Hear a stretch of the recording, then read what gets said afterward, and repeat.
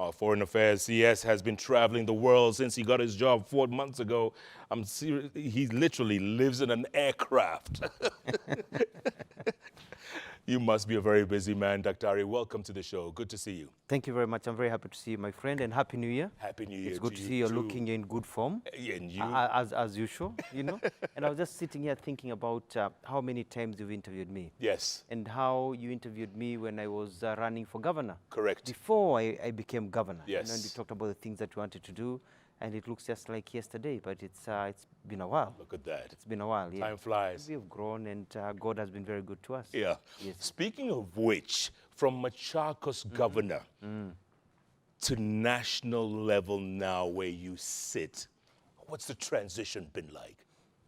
It's been all right because now, first of all, I want to say thank you to President William Ruto for appointing me to this very, very important post and for being a good leader who believes in teamwork and working together. And also thanking a lot of people who are who've been very supportive and praying for me and praying for all of us. And your viewers, you know, people watch this show from all over the world. You know, there are people seated in New Jersey, in the US watching. There are people seated in all corners of the world, you know, at home watching this show. And so congratulations to you. Thank you. You've reached beyond just the borders of Kenya. So you're part of my people. You know, you take this to the diaspora, which is very good. Absolutely. But I'm very grateful to God. Because I was a governor and because I was a government spokesperson before that in the national government, the transition has been quite easy. It's not been difficult. I know how government systems work.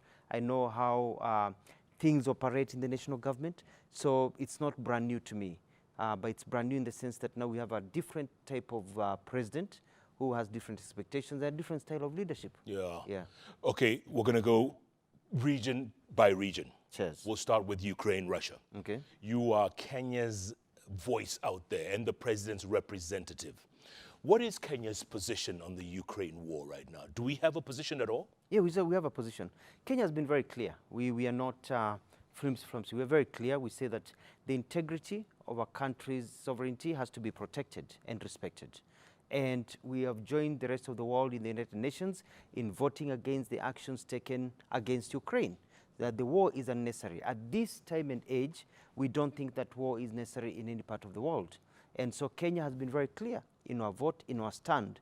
We have supported in the United Nations in New York the positions that have been taken by the United Nations against the war in Ukraine, or the conflict in Ukraine that is going on. So we've stood with our brothers and sisters in conflict, but we've said that it is not just a matter of sending bullets, it's not a matter of just helping Ukraine fight off. It's important for us to be able to bring all the warring parties to the table diplomatically and talking about it.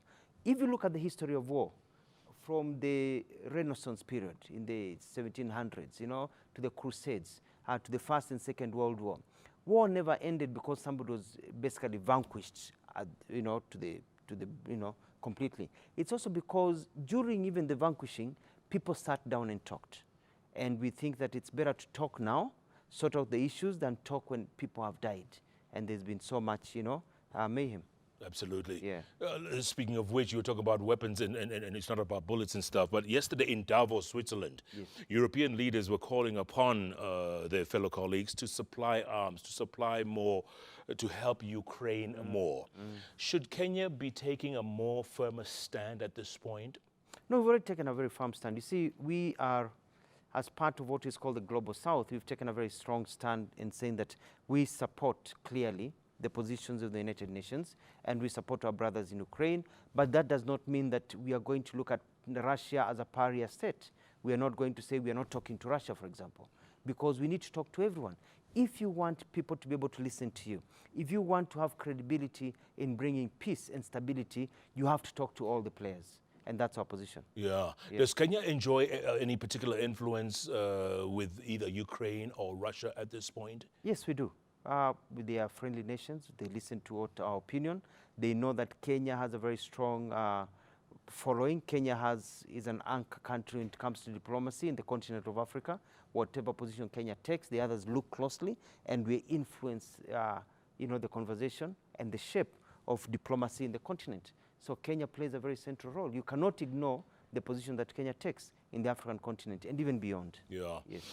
What's the latest update on Kenyans living in the Ukraine? We know there's quite a few Kenyan students in the Ukraine. We also know Kenyans living in Russia, a lot of them in Moscow and other St. Petersburg and other areas. What's the latest? We had people who are trapped in Ukraine, who in the warring area. You have to realize that it's not all parts of Ukraine that are under attack. It's only sections and areas closer to the Russian border. And so we don't have any Kenyans that have cried out to us in danger. Some of them were evacuated, they've continued. The Kenyans in Russia are continuing their life as normal. The same people in Moscow are continuing their daily life, and other places, Leningrad, the so-called Leningrad and other places. Life is continuing. So we don't have what you'd call a crisis for Kenyans in the region at this time. Okay. Yeah. Let's move over to China. Yes. China has recently opened up its country completely, even traveling, you name it. They said China is open for business. What is Kenya's present relationship with China, and also especially when it comes to travel between the two countries? What's the latest? Kenya are our friend. China is Kenya's very good friend. And China has stood with us throughout. And our policy is to continue interacting and working with China. China has invested heavily in our continent, and especially in our country, Kenya.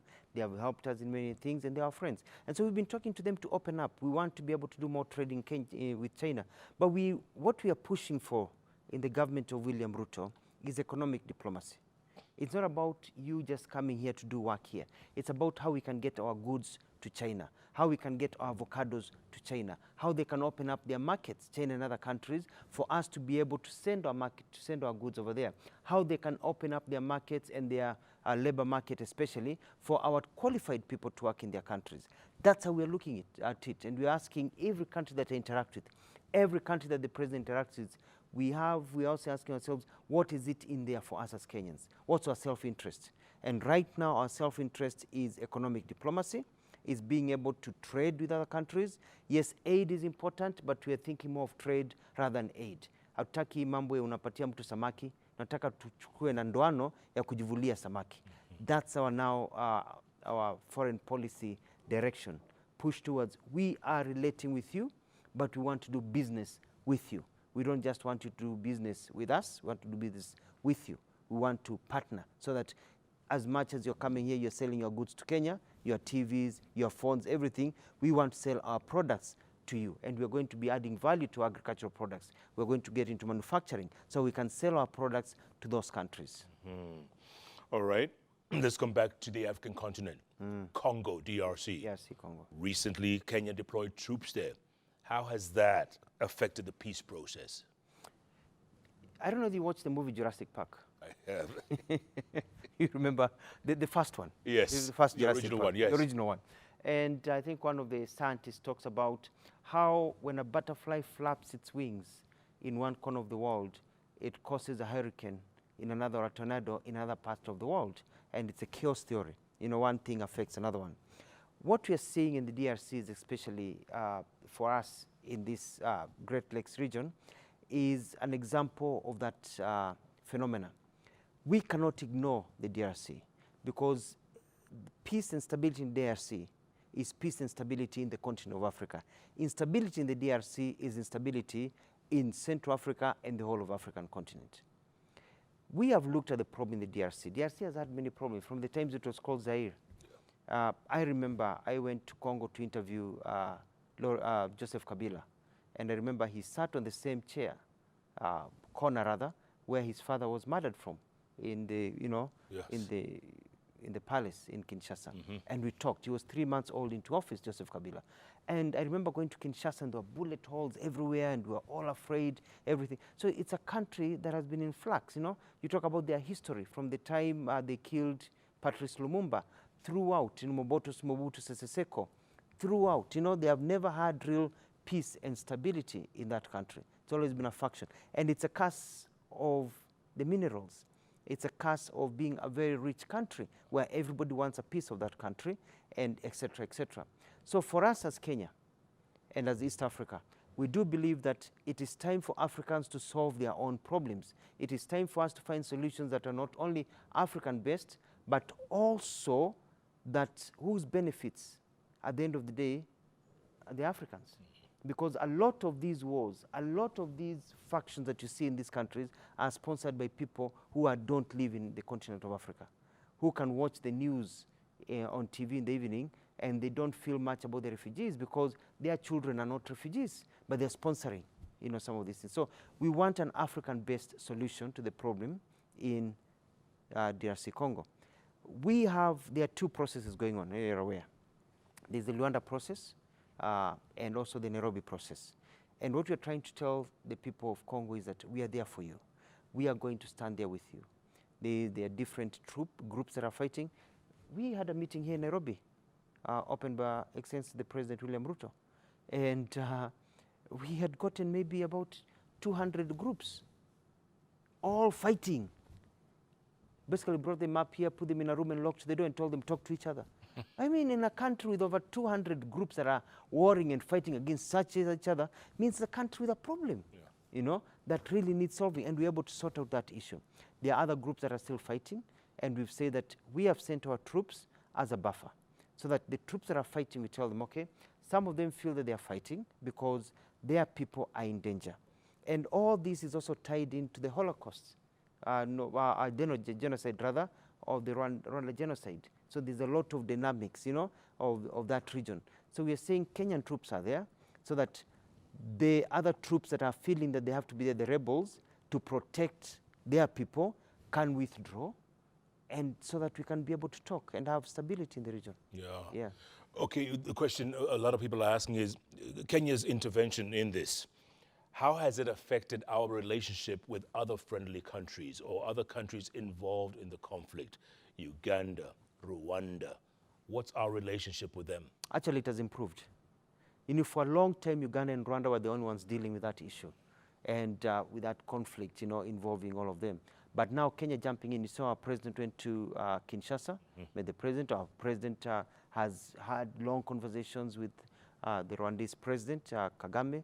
Our president talks to Museveni, went to Uganda and had discussion of that issue.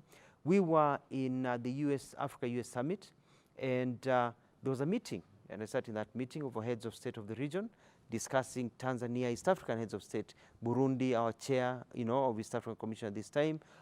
We sat at a table, all these countries discussing the DRC, all in harmony. And they're very happy with Kenya's intervention. Kenya has shown leadership in this region. We have not waited. We have taken leadership. We've said we are going to lead from the front. We are going to galvanize everybody. And it's not only there. It's also, I know the question is coming, you know, Ethiopia and Eritrea. We have shown leadership. We are not just standing back because we do care about our friends. We care about what happens in the DRC. We care about what happens in Rwanda and Uganda and all our neighbors in Tanzania. We care, but we don't just care by word of mouth. We care by action. You know, we've put our necks on the line because we know what affects the people there will also affect our people here. And they are brothers and sisters. Even for no other reason, we want them to live well the way God intended them to live. The president has assigned his predecessor, President Uhuru Kenyatta, as one of the main, I guess the point. The facilitator. The facilitator of both DRC and also the Tigray Ethiopia. How's he doing? He's doing very well. You see, Uhuru has been a president for 10 years. He's been a political leader for a long time, Uhuru Kenyatta. And he's well respected, you know, in the region. And he's able to work with others. And he's doing a splendid job, if you ask me. Yeah. With President Kenyatta as a facilitator, you also mentioned AU is there. EAC is there. There's so many players in there. Does that affect that ecosystem there? Is it a little complicated? No, there are not too many players. You see, it's just the AU and the EAC. And also we've got the SADC through Luanda. What we're saying is that all of them are under the umbrella of the African Union. And the African Union passed a resolution about African solutions for African problems. So we're all responding to that problem. It's like, let me give you an example. It's like fighting crime. You know, you say we want to take this crime head on. And so that's the main principle of the Ministry of Interior.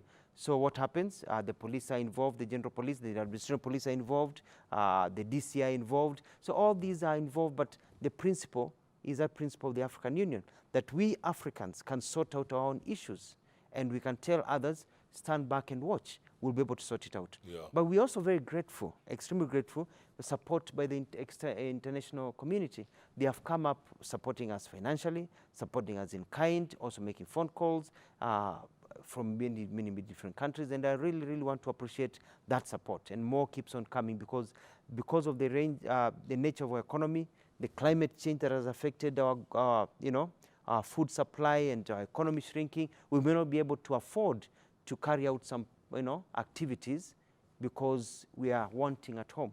So they have come in and jumped in, and they support the position that we've taken as Kenya. Yeah. Ethiopia, how is that going? How's that peace process going with Tigray? It's going very well. And I want to say that I want to thank the Ethiopian government because initially we were scared. We were quite worried that the Ethiopians would use their brand force to say, we'll do whatever we can. We said, how many bodies have to die? How many rivers have to be full of blood before people realize it's not proper. Enough is enough. And so it's going very well. Our president flew to Asmara and met the president of Eritrea and talked, and we're expecting the president to visit us sometime in the near future. So we have good relations. So Kenya is leading from the front. Our president is an action-oriented president. He doesn't wait until the wound becomes, a major, how do you say it? Sore that Yes. The leg has to be cut. Yeah. He tackles it at the start. And so that's our foreign policies, that we jump in when it's about time to jump in and take care of that. Same thing, I know you're coming to that, South Sudan. Our president went to South Sudan. And he's doing this because we know this is a big market. This is a big market for Kenyan labor force. This is a big market for our trade and businesses. Our biggest trade is done, among, in the East African sector. So if we don't sort out our market, if we don't sort out our neighbors and everything, we are the ones who will suffer. We have the biggest economy in the region. We have the strongest economy. We have the drive. So we are the ones who suffer the most. So we are taking the lead, not because of just Kenya's foreign policy, but because we care about how it affects the Kenyans sitting at home today. Yeah. We want Kenyans to succeed. And for Kenyans to succeed, the region has to be peaceful, stable, and rich enough to do business with us. Sure. Unajua sisi ni watu wa biashara. Kabisa. Kabisa. Daktari, let's move on to Somalia. Yes. It's been almost a dozen years. This year will be a dozen years since Operation Linda Inchi. Any chances of that changing anytime soon? Are we going to bring our soldiers home anytime soon?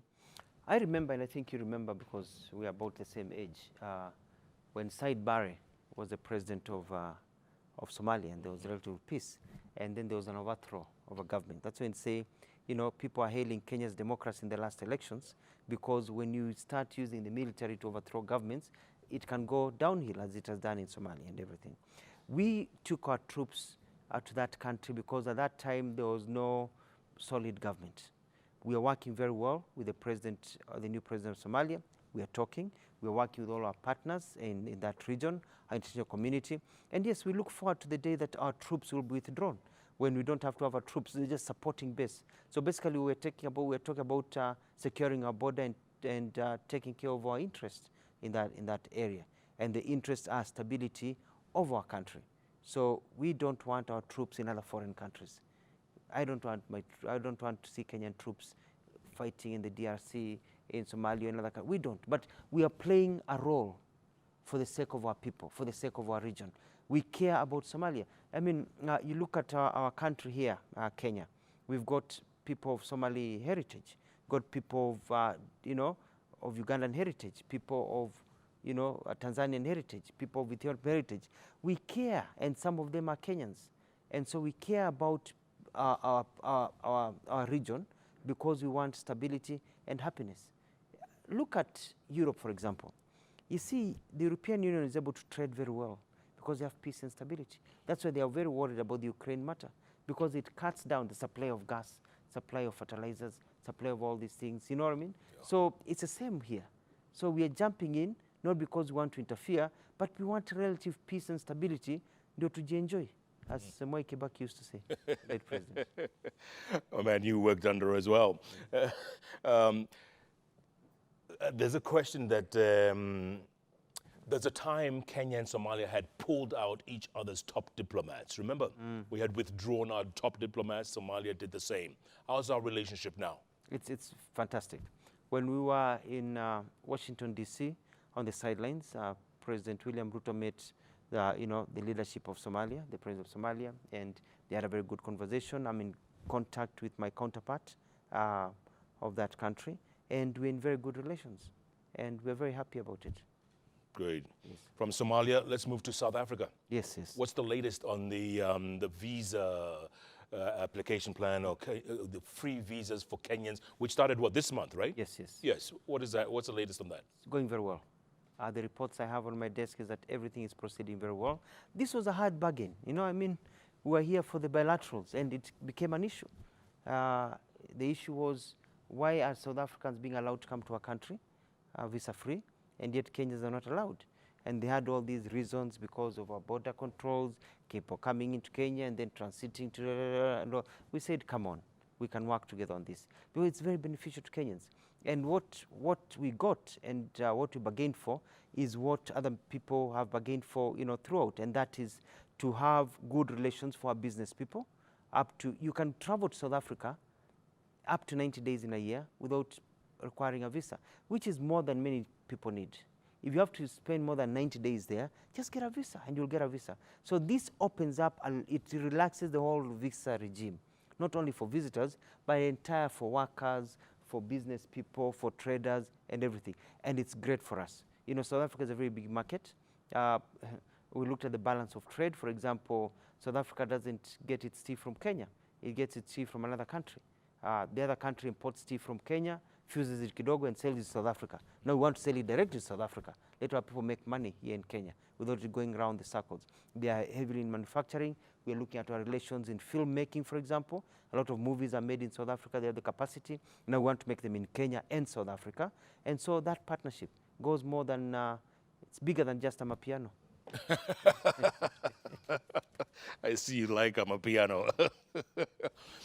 Is the relationship reciprocal? Yes, it is. It is. Yeah? It is, yeah.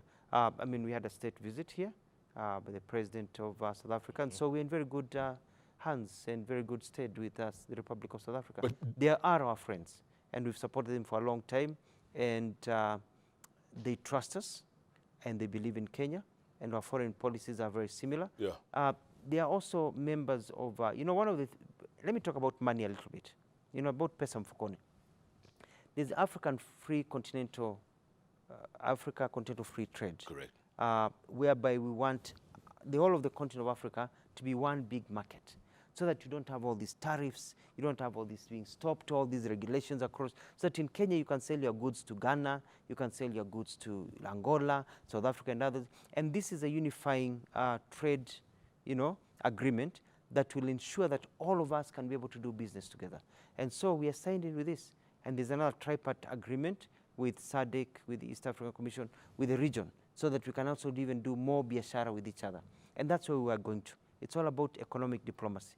It's all about how we can do business with each other, how we can make money, how we can have our labor force in other countries in diaspora, etc., etc. But Dr. you know as well as we do that, diplomacy is all about you scratch my back, I scratch yours. Yes. Right? Yes, it is. So this relationship with South Africa, does it extend beyond the 90 days? Let's say work permits, yes, or people staying there for longer periods. Does it extend to that, or does that now become something else? You see, it does, because I said, when you have a free visa regime for just entry, it relaxes the other regimes, because you're already accepting them to come here. So you look at them positively about the other regimes.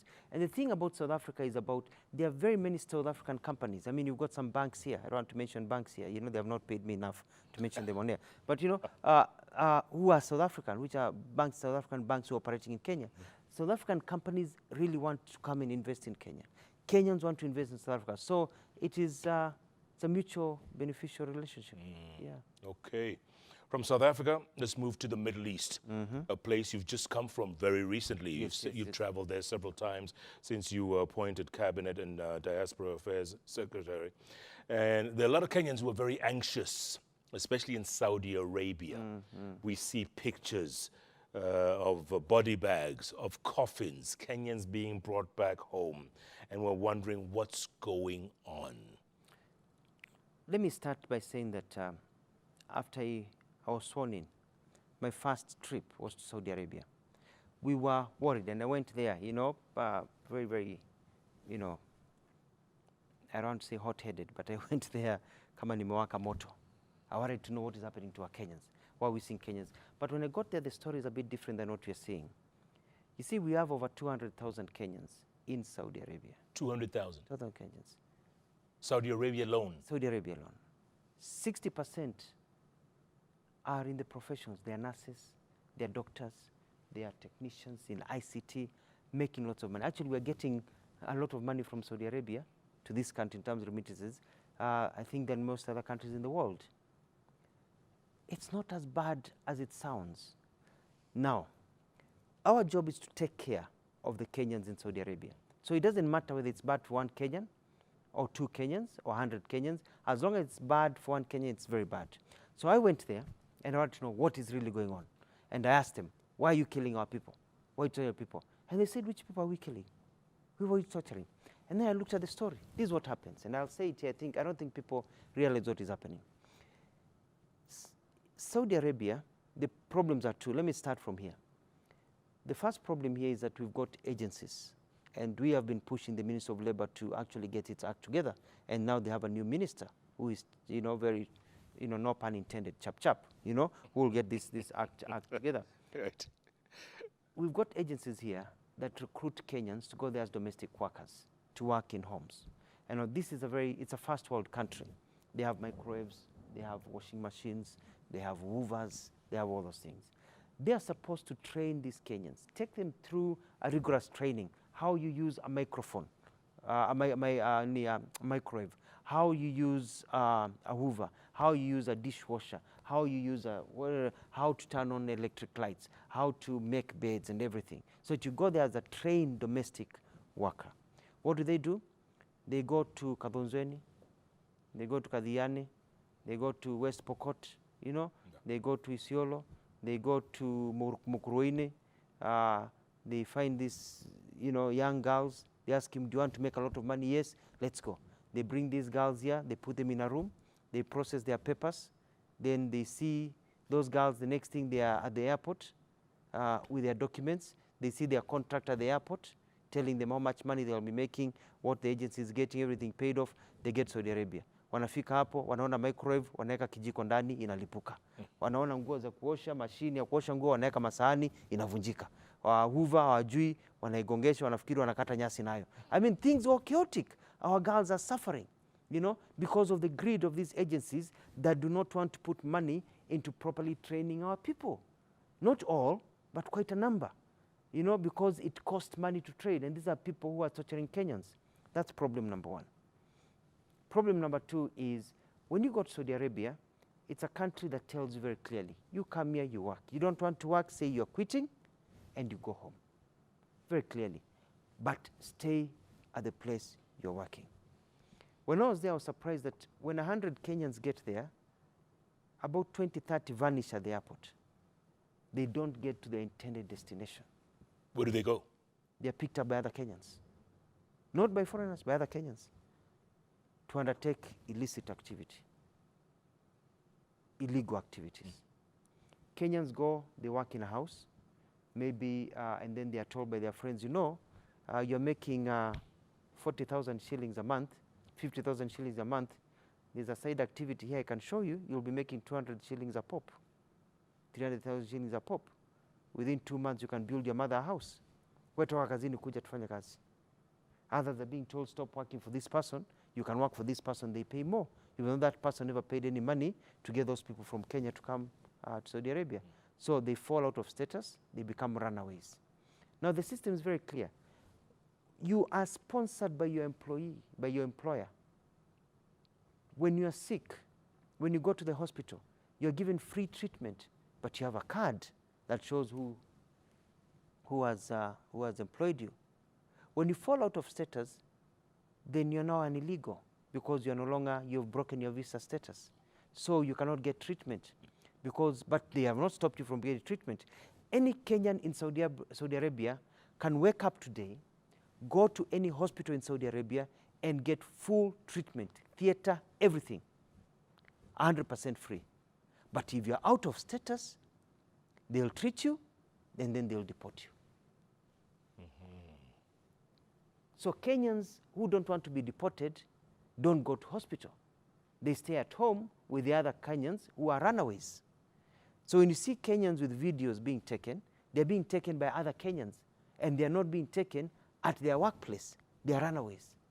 And they're taking Panadol, because that's all you can get at the chemist without a prescription. And you can't get a prescription because you can't see a doctor. If you see a doctor, they'll get you arrested and then deported to Kenya. But they don't want to be deported to Kenya, they want to work illegally. Yeah. So, it's a whole mix there. And what I want to tell Kenyans is this: if you're employed and you're there and you have distress, and maybe you feel like you're being mistreated or you're being mistreated, we have given a hotline, which I can read on air. Yeah. For the Is it working? Yeah, it is working. It's working. You know, my things work, bro. You know, Viruzangu Azizami. You know? So we have a hotline, which is the embassy, and that is +966. That is the area code.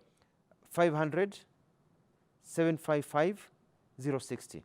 That is +966 500 755 060. We even have a toll-free number you can call, and that is 19911. 19911. So we've got a number that you can call, and there's somebody manning it 24/7, and they'll respond. If they're not manning it, write to me as a minister, and I'll get them fired. You know, because we want our Kenyans to be supported. We're supporting our Kenyans. So if somebody's abusing you, and we've had conversations with the Saudi government, we told them, why are your men, why are your women abusing our people? And they have said, show me the people abusing, and we'll get them arrested, because they have signed the International Labor Agreement, labor law, you know, labor laws. They have the new laws in Saudi Arabia. So when I went there, I met a lot of Kenyans, and I met many Kenyans in the private sector who said, I work. In the hotel I was staying in, there were Kenyans working as waiters. There were Kenyans working as managers in the hotel I stayed in. When I went out to walk around in the stores, I found Kenyans working in the malls. When I had meetings with Kenyans, I met Kenyan doctors, Kenyan nurses, Kenyan teachers, professionals, making a lot of money in Saudi Arabia, a lot of money, and sending it home, you know, to build this country. But then I also met the women who are suffering, and it's mostly women, who went as domestic workers. And I had a one-on-one with them, and there were very, very many girls there, and a lot of girls came with their children, and those children were children who are not from Kenyan fathers, you know. And I had private meetings with some of these girls, and they told me what they have been doing, what has been going on, how sick they feel. And are you going to do something about it? Yes, we're doing a lot about it. We've got a center, there's an NGO that is helping called Sakan Center. We've got a lot of organizations that are helping. Our government is helping. We're getting the exit visas to come. For example, girls were saying, we want to go home, but when I want to go home, they say I can't go with my child. Because Saudi Arabians are telling us, you have to prove it's your child. Because people can have a child, halafu nikupatie sema ni mtoto wako, pelekea mama yangu kule Machakos. Pelekea mama yangu kule Busia. Pelekea mama yangu, you know what I mean, eh? Yeah. So we agreed, and when I was there, we initiated a system.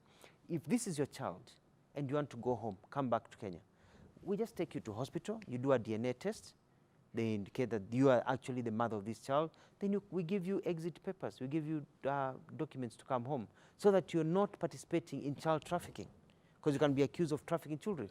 You can bring children, then the mother says, somebody stole my child, and then you know what I mean? Yeah. So we've set up systems. My permanent secretary in charge of Diaspora, Rosalyn Jogo, was there, and she went through the centers. So we are working a lot, you know. Kenyans die all over the world. And it's unfortunate, at times they fall down, they die, they are sick, natural sickness, and they die not necessarily because they were tortured by anybody, but they fall sick and they die, and we help repatriate them. There's a Kenyan girl who died the other day from Makueni, and her employer said, I'll even pay for her body. We miss her. She was working with us. She fell sick, we took her to hospital, she was treated, she died. We'll even pay for the repatriation of our body to Kenya. So it's not all gloom as we hear. So, and there are many opportunities, and you have to tell Kenyans, if you're a professional, you want to go. And one of the things we've been debating with them is that we don't want a lot of Kenyans going there as domestic workers. We've got a lot of people who have finished university in Kenya, who can work in the ICT industry, who can work in the motor industry, who can work in so many industries. We are debating, and we are about to sign a labor agreement with them so that we get more professionals to be allowed to go over there to Saudi Arabia. So prepare yourself, Kenyans, to go and work. You were talking about some of the agencies earlier on. Yes, yes. And there was talk that, some of the agencies may be owned by high-level government officials here. I've had the talk too. What do you think? I don't think there's any problem by any government official owning an agency as long as there's no conflict of interest. I don't think there's any crime for anybody doing business if there's no conflict of interest or no corruption.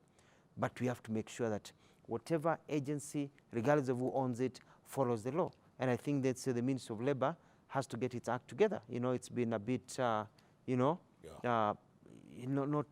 the new minister is really, she was there also, and she's taken charge, and we have direct and clear and precise and concise instructions from the head of state to get our act together and get this sorted out. What do you think the whole Saudi, the labor situation, does it fall under foreign affairs? Does it fall under trade and industry? Does it fall under labor? Which category does it fall? One of the things that the president was very keen to say, and we had a very, very big retreat, is that we don't think in silos anymore. It's one government. When there's a problem, it's not just a problem of Ministry of Health or Ministry of Labor or Ministry of Roads. It is all our problem. It's collective. And we are working on this. As the minister in charge of the diaspora, whenever you leave this country, Jeff, and you get into an airplane and you cross the border, you're my problem. You're a member of my diaspora now. You go live there, take care of you. So the other supporting agents support you, but I'm responsible for you when you're out of this country. So my job is to make sure that we are aligned, that the rest of the government agencies are aligned to do the work they're supposed to do, to help anybody who is in the diaspora. And we want to get more Kenyans to the diaspora. And we're working very hard. There are job opportunities in Australia, job opportunities in UK, job opportunities in Canada, job opportunities all over the world where we want to send Kenyans. And that's part of my job, is to create employment activities for Kenyans who are also ready and are investing here. I was talking to our ambassador in Ireland today, and Mr. Mubea, and he was telling me about how Kenyans in the diaspora have bought a big piece of land here near Konza area, and they're putting a huge housing estate, putting billions of shillings. And they're putting even a center, to take care of our children who are, challenged. And so we've got Kenyans in the diaspora who are pumping money here. And we're looking at those diaspora committees, diaspora associations, who want to even have a diaspora bond, who want to put money into Kenya. We want them to save their money here. So instead of borrowing money, we can get the money from the diaspora, we pay them back slowly, but when they come here, wanakanyaga nchi yao kwa nguvu na raha, because the road they're working on was built by money from Kenyans from the diaspora. We are facilitating them to get money here. And our diaspora is remitting. We are now making more money in foreign exchange from our diaspora than from tourism or from tea, from coffee, from our cash crops. So, and we've got a very good export in this country called the diaspora. Kenyans are smart. I know you've traveled, my friend. Yep. You can't compare us to other people. We are sharp, we are articulate, we are good looking, we are very, very hardworking. I was coming to that, extremely, not just hardworking, extremely hardworking. Yeah. We are creative. Look at the memes that come out about you. Kenyan market is amazing. It's like second to none in this world. Yeah. We want to get Kenyans going overseas. If they decide to be citizens there, hakuna shida, wacha. Unajua Kenyans, we have this history, Kenyan comes here, goes overseas, anazaa huko, Kenyan blood, inakuwa president, inakuwa prime minister. Sasa, it's good for us, I like part of the diaspora, Yes. One more question before we go to break, and it's actually Wahiga Maura was asking about this, yes. Still with Saudi Arabia. He was saying, look, maybe you were given the VIP tour. Maybe you were given the whole diplomatic tour, and they wanted you to avoid, those the domestic workers. No, I met them. We did a blanket announcement that I'm there, let them come. And they came, and they were I mean, it was heartbreaking to meet some of them. If you go to my Facebook, you'll see some of the pictures. Yeah. Some of them didn't want to be seen, their faces. Some of them are not quite well. They're ill. And yeah, I met them and I talked to them. Yeah. I just didn't listen to to my diplomatic stuff. I just didn't listen to, I talked to the real Kenyans myself. I talked to them. Yeah. Yeah. Maybe we should do what Uganda has done, and that's suspending all recruitment for now until the situation is solved with Saudi Arabia. Maybe we should do that. Yeah, we thought, actually, that was one of my recommendations when I was there, and wanted to do that. And we went back and forth with the Saudi Arabian government. It said, what message are you sending? Because this is not the collective of all the Kenyans that come here. It's a smaller percentage of the Kenyans that are working here. Because you suspend it, that means a Kenyan engineer who just got a prime job with their family, move in Saudi Arabia, they can't go to Saudi Arabia. And we don't send a negative message. And we are trying to sort that problem. If it doesn't get sorted, we may end up being there. But I do believe it to be sorted. You know, the problem is, to a large extent, you know, President said this other day when we were overseas with him, is that it's a large extent Kenyan. You know, and let me take this opportunity to say that if you look at our passports, for example, I'm working so hard to get our passport up. You know, some ratings, we are about 122nd in terms of the strength of our passport. Others say 80, but tuko huko chini. Some African countries, they can walk with their passports to the US and just walk in without a visa.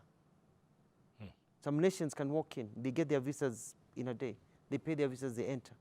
Why is it that it's so hard for a Kenyan to get a visa? It's not that the Americans don't like us or the British don't like us. It's because as Kenyans, we have this habit of breaking the rules. So you get a visa, for example, we talk about South Africa, you go to South Africa, 90 days, unakaa 200 days. You break the rules. Unaharibia wale wa Kenya wengine wazuri. You go there on a tourist visa, unajificha, unajifanya ni refugee. You know, it was very funny. I was in the US, I was in a place in Seattle, and one gentleman raised his hand and said, can you help us? I said, yes, I'll help you. Say, we are applying for asylum. So I want you to help us in the application for asylum. And they're applying for asylum by saying, Kenya is dangerous. We're being killed. You know, our women are being taken from the streets and circumcised in daily bread. That's the kind of things they have put down. So they want us to help. So they are painting a very bad picture of Kenya. You know what I mean? And they went there as visitors or students and fell out of status. So they are ruining for the rest of us. Yeah. And every time I negotiate with countries, every time I talk to my colleagues about Kenyan passport, being able for, you know, the hustler to be able to go to any country, not just Wadose, using the Kenyan passport, it comes back to, yes, but you know when Kenyans get here, etc, etc. Yes, but you give Kenyan the etc. People write to me, help me get an American visa. And they say, please, I just want to go there. I asked them, so they denied you? Yes, they denied me. You know, I just want to get a 3-month visa because my uncle is there and nitajipanga nifika huko. They're not planning to come back. No wonder they got denied the visa. You know what I mean? Yeah. So there are better ways of being able to do it. Yes, Kenyans, and it's a spirit of Kenyans, we like going out and seeking greener pastures. And it's okay. But we want to make it easier for you to seek greener pastures. When we were in the US, I was debating, I was pushing for what are called H visas. You know, the work visas, you know about them. Yep. So that our professionals, our nurses, our doctors, our ICT, our journalists can get an H visa to go and work in the US with their family for 5 to 10 years. Yep. You find a job, you go, you get it legally without having to go and, you know what I mean? And when you are there, you can work, you can become a resident, you can get a Kenyan passport.